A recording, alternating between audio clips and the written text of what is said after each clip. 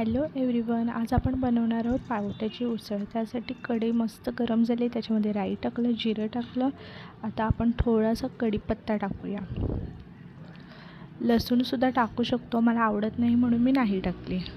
2 medium साईजचे कांदे घेतले होते, त्यात आपण ह्याच्यामध्ये टाकूया। मस्त लालसर फ्राय करून घेऊया।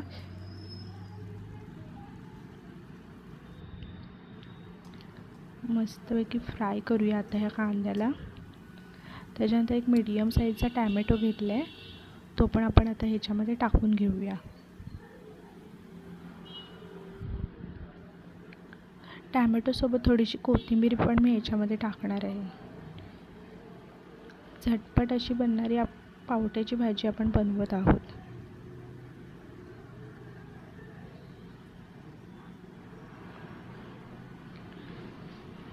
तर व्यवस्थित शिजवून घेऊया कांदा टॅमॅटो।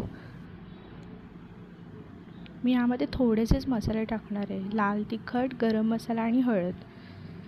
कमी मसाल्यांमध्ये टेस्टी अशी आपण भाजी बनवणार आहोत।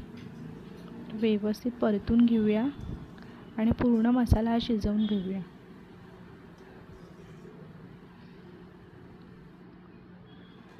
थोडंसं झाकण ठेवून आता शिजवलं आहे।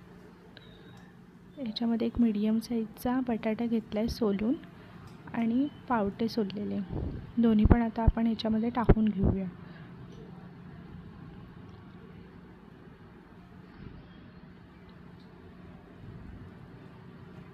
ही पूर्ण भाजी मी वाफेवरच शिजवणार आहे।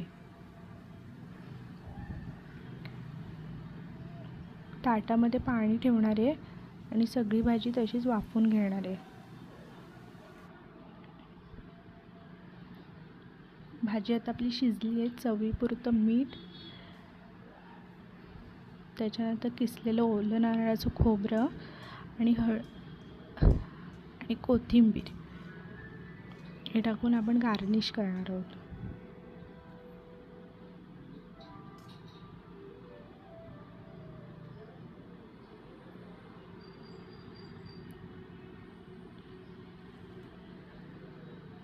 कशी वाटली भाजी नक्की कमेंट करून सांगा। थँक्यू।